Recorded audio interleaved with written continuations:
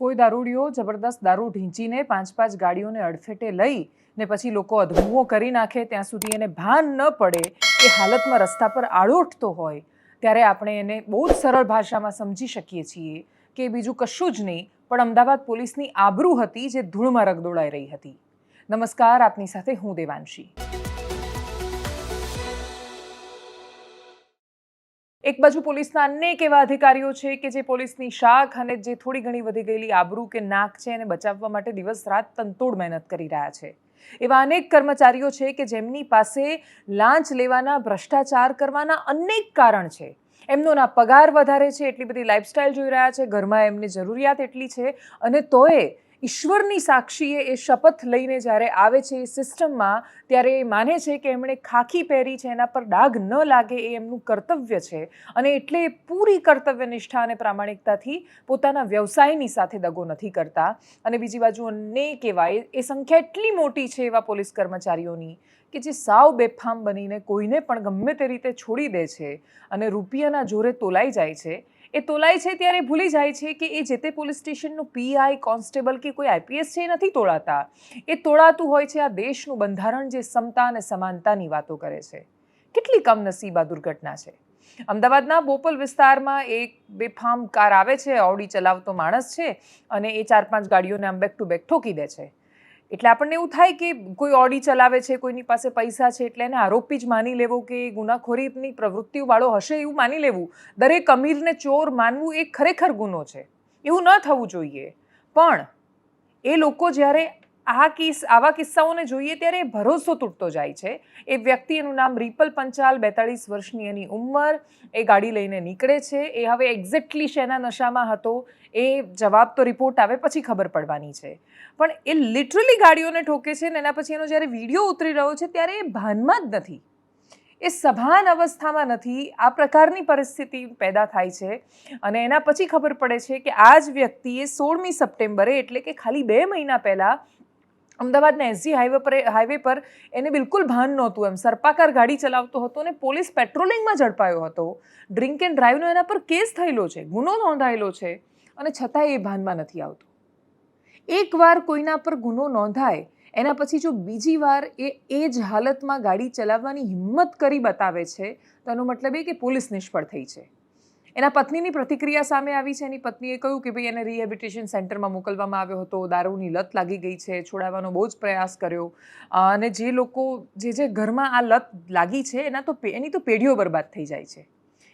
એ બહાર જલ્દી આવી નથી શકતા, પરિવાર પણ પૂરા પ્રયત્ન કરી નથી શકતું. છેલ્લે એ જાણે ને એનું કિસ્મત જાણે એમ માનીને છોડી દેવામાં આવે છે. રિપલ પંચાલ કે એનું કિસ્મત કે એનો વ્યક્તિગત સવાલ હોત તો કોઈ બીજું બોલતું નહીં. 5-5 ગાડીમાં બેસેલા માણસોને, રસ્તા પર સામાન્ય રીતે ફરવા નીકળતા માણસોનો આ સવાલ છે.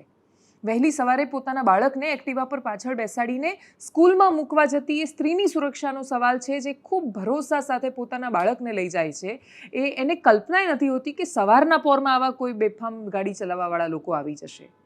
એ સામાન્ય માણસો જે સવારે મોર્નિંગ વોકમાં નીકળે છે, એ રાહદારીઓ કે કામ કરતા માણસો કે જેણે પોતાના કામ માટે ગંતવ્ય સ્થાન પર જવા નીકળવાનું હોય છે, એમની પાસે બીજો કોઈ રસ્તો નથી હોતો. પણ આવા લોકોના કારણે એ પણ પોતે અસુરક્ષિત થાય છે. એમના પત્ની અલગ અલગ ચેનલમાં ઇન્ટરવ્યૂ આપ્યો ત્યારે એવું કહેવા માંગતા હતા કે એમની દવા ચાલી રહી છે અને દવા ચાલી રહી છે એટલે એને ઊંઘની દવાની સાઈડ ઇફેક્ટ આવી હશે. જો તમારી દવા ચાલે છે, જો તમે ઊંઘની દવા લઈ રહ્યા છો તો તમે ગાડી લઈને રસ્તા પર કેમ નીકળો છો? તમને ખબર છે કે તમને ભાન નથી. એમના પત્ની કહે છે કે ડૉક્ટરે પણ કહેલું છે કે એવા સમયે એનું મગજ બ્લોક થઈ જાય છે. એનું મગજ બ્લોક થાય છે, ઘરના લોકોનું મગજ બ્લોક નથી થતું. એટલી તો સમજણ હોવી જ જોઈએ કે એ વ્યક્તિની પાસે ગાડીની ચાવી ન હોય, જે વ્યક્તિ રસ્તા પર ઉતરવા માટે સભાન નથી અને સ્વસ્થ નથી. સૌથી આશ્ચર્યની અને દુઃખની વાત એ છે કે એ રિપલ પંચાલને 12 વર્ષની દીકરી પણ છે. એ દીકરી પણ તો આ બધા વિડીયોઝ જોતી હશે. એ છોકરીએ પણ તો ઇન્સ્ટાગ્રામની રીલમાં પોતાના બાપને એ હાલતમાં જોયો હશે કે જે એકદમ નશામાં ધૂત 5 લોકોની સાથે ગાડીઓ ઠોકીને પછી આ રીતે છે. એ દીકરીએ પણ તો એની મમ્મીની પ્રતિક્રિયા સાંભળી હશે. એ દીકરીએ પણ પોલીસ સ્ટેશનમાંથી આવેલું રિપલ પંચાલનું નિવેદન સાંભળ્યું હશે, જેમાં એને પ્રશ્ન પૂછાયો કે કોઈ મરી ગયું હોત તો શું? તે પૂછે છે પણ કંઈ એવું થયું છે? એ બિલકુલ ભાનમાં નથી. જવાબ આપતી વખતે એને એ નથી ખબર કે એના કપડાં ફાટેલા છે કે શું હાલતમાં છે. આવા માણસો બેખૌફ રસ્તા પર ફરી શકે છે એ કેટલી દુર્ભાગ્યપૂર્ણ પરિસ્થિતિ છે. ઘટનાના બહુ જ બધા પાસા છે. પ્રાથમિક દ્રષ્ટિએ કાયદો વ્યવસ્થા પોલીસનો સહેજ પણ ડર નથી. પોલીસ ખાલી દરેક વખતે પેલી રીલ બનાવીને છટકી જાય છે, અમે બહુ જ સરસ કામ કર્યું એમ બતાવીને, પણ એ કાયદો વ્યવસ્થા અને સુરક્ષાની ભાવના એ લોકો સ્થાપી નથી શક્યા એ હકીકત છે. એની વાતને પૂરી પાડતા બહુ જ બધા ઘટનાક્રમ અને કારણો છે. 24મી તારીખની ઘટના એટલે કે ગઈકાલે સવારની ઘટના, અમદાવાદના સોલા બ્રિજ પર ડૉક્ટર ફેમિલીઝ બધા એક સાથે ડૉક્ટર્સ મિત્રો હતા. એ લોકોએ નક્કી કર્યું હતું સાયકલિંગ માટે જવાનું. રવિવારની સવાર હતી. રવિવારે ડૉક્ટર માંડ એમના રૂટીનમાંથી એક દિવસનો બ્રેક લઈને પોતાના શરીર અને મન માટે સમય આપે છે. એવા ઘણા બધા ડૉક્ટર્સ છે જે મેરેથોન દોડે છે, જે સાયકલિંગ કરે છે. એવા જ મિત્રો ભેગા થઈને નીકળ્યા હતા, સાયકલ લઈને નીકળ્યા હતા. સોલા બ્રિજ પર હતા. એક ગાડીવાળો આવ્યો, 2 ડૉક્ટરને ઠોકીને જતો રહ્યો. 22 તારીખની વાત છે. અમદાવાદના સિંધુ ભવન રોડ પર પોલીસ ચેકિંગ કરી રહી હતી. એક વ્યક્તિ આવે છે, બેફામ એની ગાડી રોકવાનો પ્રયાસ કરે છે, ઊભો જ નથી રહેતો, સડસડાટ ગાડી લઈને જતો રહે છે, ભાગી જાય છે. પોલીસ પર ગાડી ચડાવવાનો પ્રયત્ન કરે છે. પોલીસ પછી એને શોધી કાઢે છે અને પછી એનો વિડીયો બનાવે છે અને પછી એના પર કાર્યવાહી કરે છે અને એની રીલ બનાવીને મૂકે છે. પણ ફરક નથી પડતો ગ્રાઉન્ડ પર જે પડવો જોઈએ. તમે એકની એક દવાના ઇન્જેક્શન કે એક જ પ્રકારની રીલ સતત બનાવ્યા કરો તો લોકોને મજા આવે જોવાની. અમે જોઈએ ત્યારે કહીએ છીએ કે બકરી ડબ્બે પુરાઈ, જોરદાર, પોલીસે બહુ જ સરસ કામ કર્યું.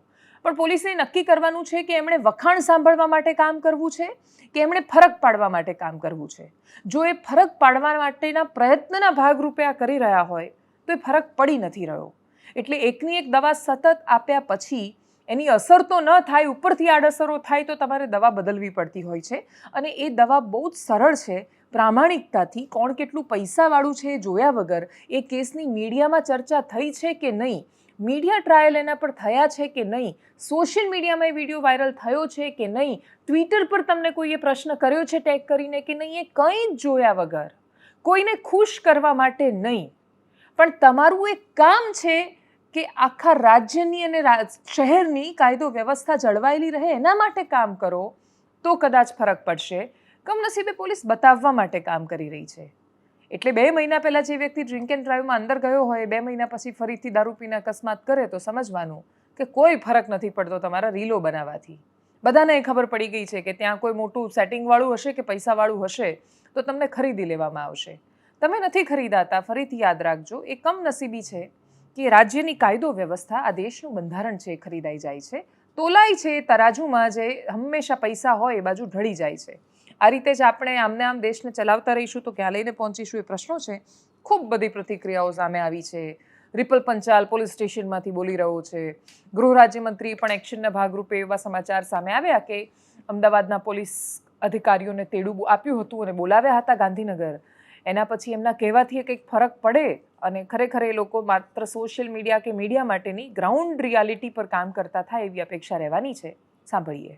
તમે કરો, તમને કઈ દુઃખ છે? એક્સિડન્ટ તમે સર્જાયો તો એક્સિડન્ટ કર્યો તમે ક્યાં જતા હતા, ક્યાંથી નીકળ્યા હતા, કેમ એક્સિડન્ટ કેમ કર્યો? એક્સિડન્ટ કર્યો તમે નથી કર્યો એક્સિડન્ટ? ક્યાં એક્સિડન્ટ કર્યો? તો આ બધા 6 થી 7 એક્સિડન્ટ ગાડીઓને ટક્કર મારી છે, કોણે મારી છે? મેં જ મારી. તો કોણે માર ખાધો તો કોઈનો? ના. આજે બી નહીં ખાધો? આ બધા કપડા કોણે ફાડી નાખ્યા તમારા? ક્યાં ખબર? તમારા કપડા કોણે ફાડી નાખ્યા? ક્યાં પાડ્યા? કપડા ફાડેલા છે ને તમારા? ક્યાં તમે પાડ્યા? પોલીસ સ્ટેશનમાં જો ખબર છે તમને એ વસ્તુ? હા નો. હે? તો કેમ પોલીસ સ્ટેશનમાં કેમ લાયા છો? શેનો નશો કર્યો છે? દારૂ પીધો છે? કોઈ નશો નથી કર્યો. હા. તો મેં તમે કોઈ કપડા ફાડેલા અરે નથી. તમે કઈ ગાડી ચલાવતા હતા? ઓડી. ઓડી. ઓકે. અરે, અત્યારે ક્યાં પડી છે ખબર છે? ક્યાં છે ઓડી? પોલીસ સ્ટેશનમાં. Police station. હું કામ પડી છે? કેટલા માર્યા કેટલા એટલે? પેક માર્યા, દારૂ પીધો, શું પીધું? મેં કહ્યું માર્યા જ નથી ભાઈ. નહીં માર્યા? તો થયું શું? No comments. આ દુઃખ છે, ટીડીએસ છે. મારો વકીલ જવાબ આપશે. તમારો વકીલ જવાબ આપશે એમ? એટલો બધો પાવર છે? એમની દારૂના નશામાં કોઈ હમણાં મરી બધો ગયું પાવર છે? એક્સિડન્ટમાં તો કોણ જવાબદાર છે તેના માટે? એટલા બધા તમે કઈ એક્સિડન્ટ કર્યો? થયું? હા? Anything happen? અચ્છા, તમને પૂછીને ગુજરાતમાં દારૂ બંધી છે ખબર છે? ખબર છે. તમારી પાસે મંજૂરી છે દારૂ પી દારૂ નીકળવાની? ક્યાંથી લાવે છે? આજે મારી પરમિશન છે. તમારે પરમિશન છે? તમે શું થયું એ મને કહો ખાલી. એક્સિડન્ટ કર્યો હોય તો 6 થી 7 ગાડી તમે એક્સિડન્ટ દારૂ ક્યાંથી લાવે છે? તમે મેં શું એક્સિડન્ટ કર્યો મને કહો. દારૂ ક્યાંથી લાવે છે? તમે અગર ગાડીને એક્સિડન્ટ પોલીસમાં થોડી મંજૂરી આપે. તો કઈ મંજૂરી છે? મારી પરમિશન છે. પરમિશન છે. વકીલ આપે ડ્રાઈવની મંજૂરી છે? પરમિશન કોણ આપે? વકીલ આપે તમને પરમિશન? નો કમેન્ટ્સ.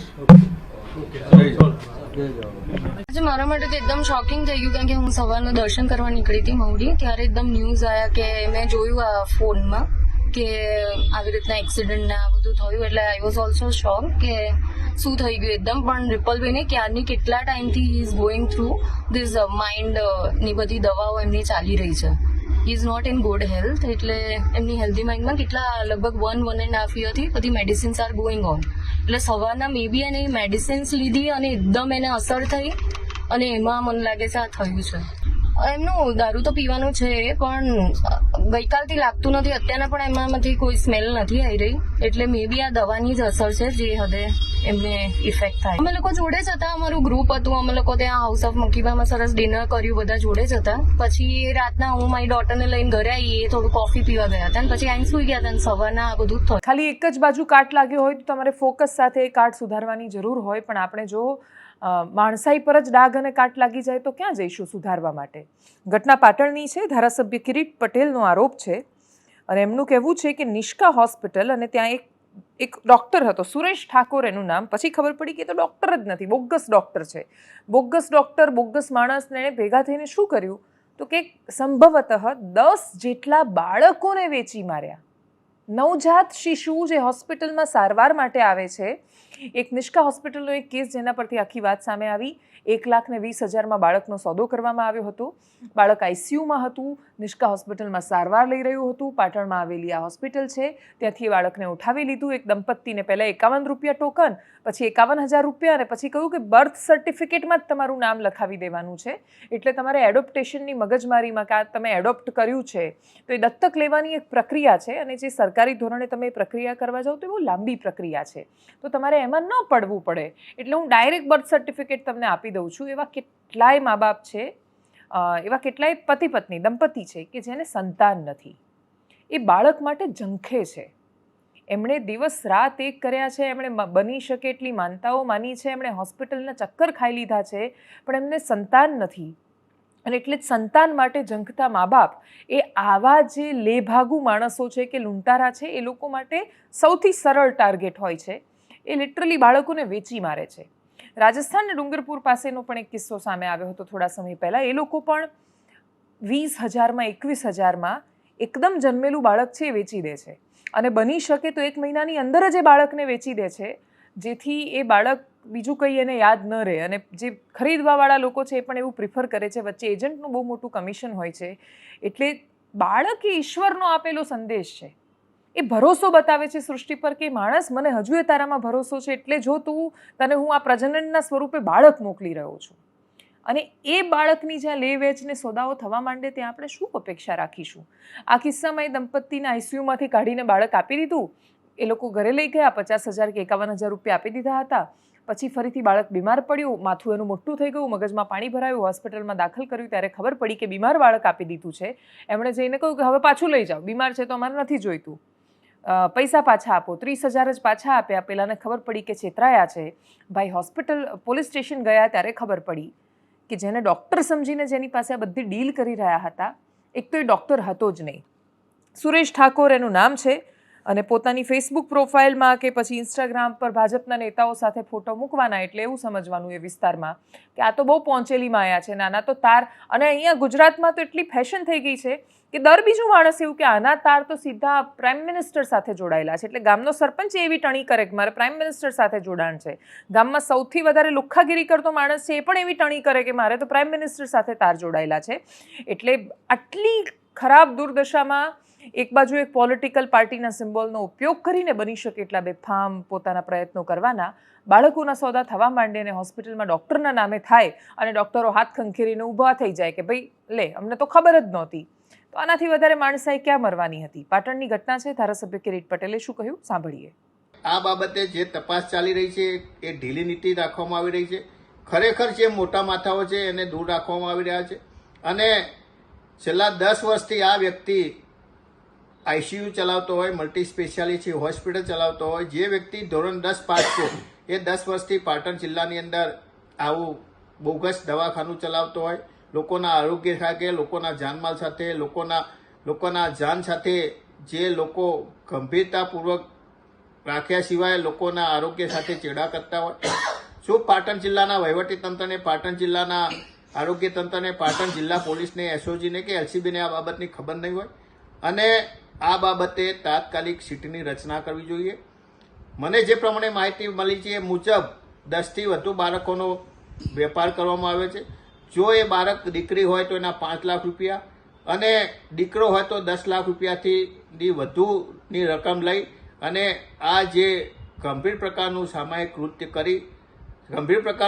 કૃત્ય કરી અને સામાજિક દૂષણ પેદા કરવામાં આવી રહ્યું છે. કોઈ પણ પક્ષ સાથે સંકળાયેલો વ્યક્તિ હોય, સરકારે છોડવો ના જોઈએ, ગંભીરતાપૂર્વક આની તપાસ કરવી જોઈએ. પરંતુ મને લાગે છે કે આ લોકો ભારતીય જનતા પાર્ટી સાથે સંકળાયેલા હોય. મને લાગે છે કે કંઈ થવાનું નથી. તપાસના નામે નાટક થશે અને ભવિષ્યની અંદર આ એક મોટી સમસ્યા પેદા થશે. એટલે મૃદુ મુખ્યમંત્રીને વિનંતી કરું છું કે મક્કમ બની અને આ બાબતે સાચી તપાસ થાય અને ભવિષ્યની અંદર આવા ખરાબ ગંભીર પ્રકારના કૃત્ય કરતા લોકો અટકે એ બાબતે યોગ્ય કાર્યવાહી કરવી જોઈએ. અને છેલ્લી વાત એવા માણસોની કરીએ જેમને સમાજમાં આપણે સર્વોચ્ચ સ્થાન આપ્યું છે. આપણે એવું કહીએ છીએ કે એમનાથી પવિત્ર કોઈ નથી. એ જે રંગ ધારણ કરે છે એને આપણે શૌર્યનું પ્રતીક કહીએ છીએ અને આપણે ત્યાગનું પ્રતીક કહીએ છીએ. બહુ કોમ્બિનેશન છે આ બંને રંગોનું. ભગવો એ શૌર્યની પણ નિશાની છે, ભગવો એ ત્યાગની પણ નિશાની છે. અને એ બંને ભેગા થાય ત્યારે કોઈ સંન્યાસી બની શકે છે. સાધુ બહુ પવિત્ર શબ્દ છે અને એ પવિત્ર શબ્દના દરરોજ લીરા ઉડતા જોઈએ ત્યારે આપણને એવું થાય કે આ લોકો દરરોજ આખી દુનિયાને, એમાંય હિન્દુ ધર્મના આ સંતોને, મહંતોને, સાધુઓ કે જે આખી દુનિયાને પાઠ શીખવે છે, ભાષણો આપે, ભાઈ ભાઈમાં ઝઘડા ન થવા જોઈએ, સંપત્તિ પર ધ્યાન ન રહેવું જોઈએ, આ બધું તો મોહ માયા છે, આ તરફ તારું ધ્યાન કેમ ગયું? આ પ્રકારના ભાષણ આપતા માણસો 5 કરોડ રૂપિયા કથિત રીતે ભારતીય જનતા પાર્ટીને ડોનેશન આપીને એક ગાદી પચાવી પડે અથવા એમના પર એવા આરોપ લાગે ત્યારે એ એનાથી શરમની કોઈ વાત નથી હોતી. જુનાગઢ ખૂબ પવિત્ર ભૂમિ છે. એ એટલી પવિત્ર છે કે તમે ત્યાં જાઓ અને તમને જો વાઇબ્રેશનમાં તમે માનતા હો ને તમને ફીલ થાય તો તમને ખબર પડે કે કશુંક છે કે જે જુનાગઢને આખા રાજ્ય કરતાં આખી દુનિયા કરતાં અલગ પાડે છે. તમે ત્યાં જાઓ એટલે તમે એ વાત માનો કે આ દિવ્ય ધરા છે, આ એટલી દિવ્ય છે કે એની દિવ્યતાનો અહેસાસ તમને થાય તો એ તમને કશુંક મેળવ્યાની અનુભૂતિ થાય, કંઈક પામ્યાનો અહેસાસ થાય.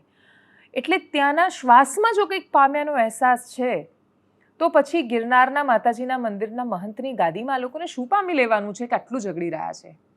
આરોપ શું છે? હરિગીરી બાપુ પર આરોપ લાગ્યો છે. ભવનાથમાં મહંતનું એ જે પદ હતું, માતાજીના મંદિરના મહંતનું પદ, એના માટે એમણે એક પત્ર વાયરલ થયો જેમાં એવા આરોપ મુકાયા કે ભારતીય જનતા પાર્ટીને 5 કરોડ રૂપિયાનું ડોનેશન આપ્યું, બાકીના સાધુ સંતોને પણ રૂપિયા આપ્યા. જેનું નામ સાધુ છે કરોડો રૂપિયાની લાંચ આપી શકે, કથિત રીતે કલેક્ટરને પૈસા આપી શકે અને બાકીના અધિકારીઓને આપી શકે, તો આનાથી ખતરનાક ને જબરદસ્ત બીજું શું હોઈ શકે? મહેશગીરી બાપુ એ પણ ત્યાંના જ મહંત છે. એમણે પણ કહ્યું છે કે જો આ વાતનું નિરાકરણ નહીં આવે મુદ્દાનું તો 1 તારીખે અમે સમર્થકો સાથે જઈને એ ગાદી લઈ લઈશું.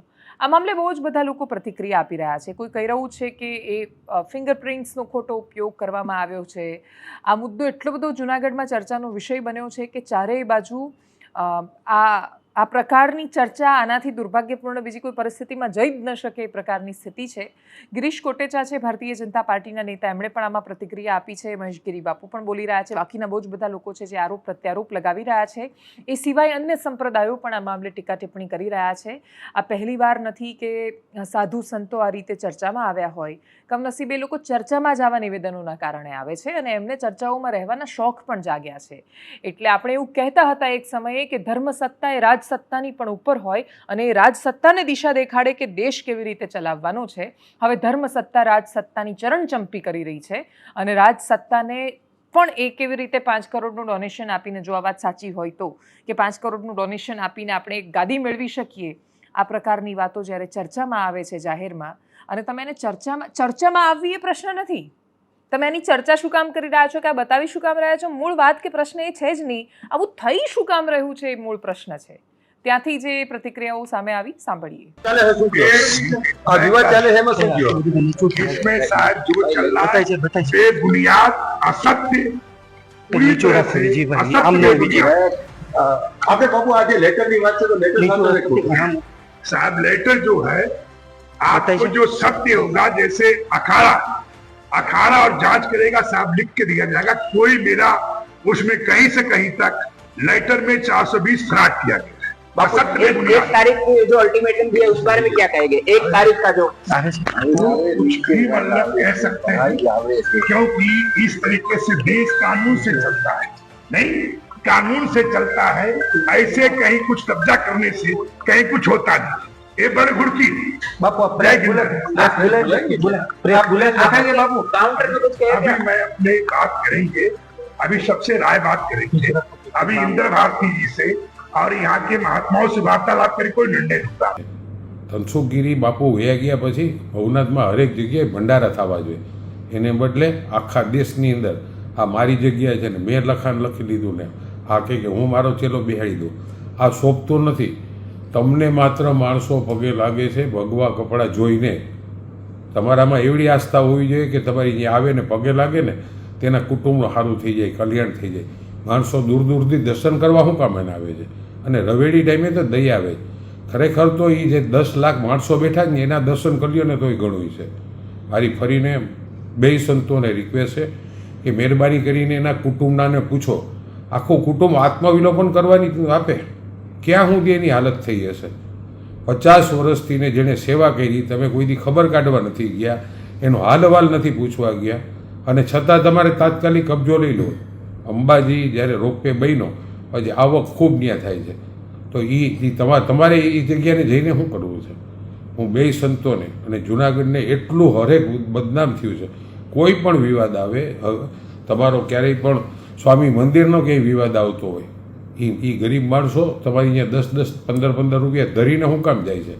આનાથી ને તમે બધું બનાવો છો. અને અત્યારે આ વિવાદમાં આ મારી જગ્યા છે, આ મારી જગ્યા છે, આનો હું સંત થઈ જાઉં એવું ન હાલે ભાઈ.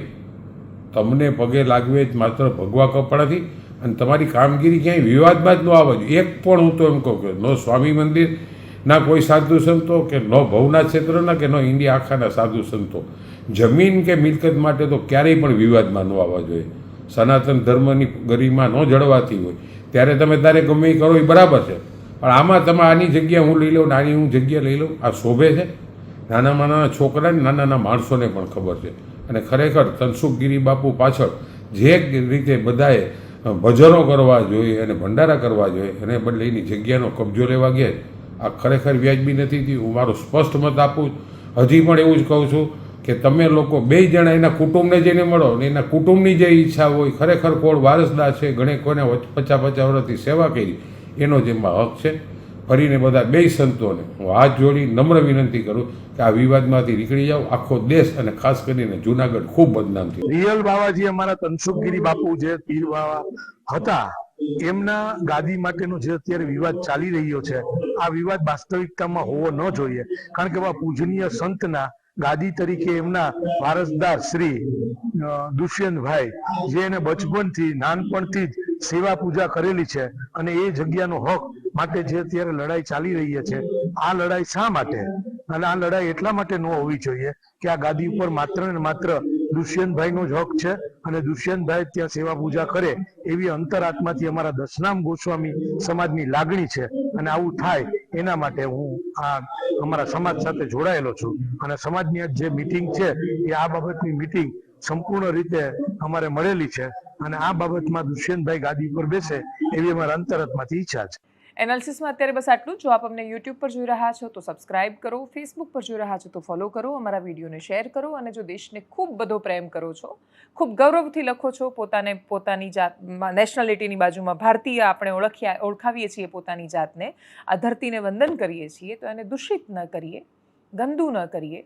કચરો એકવાર ફેંકતા પહેલાં એવું યાદ કરજો કે કોઈક છે કે જે દરરોજ અમને ટોકી રહ્યું છે કચરો ન ફેંકવા માટે. નમસ્કાર.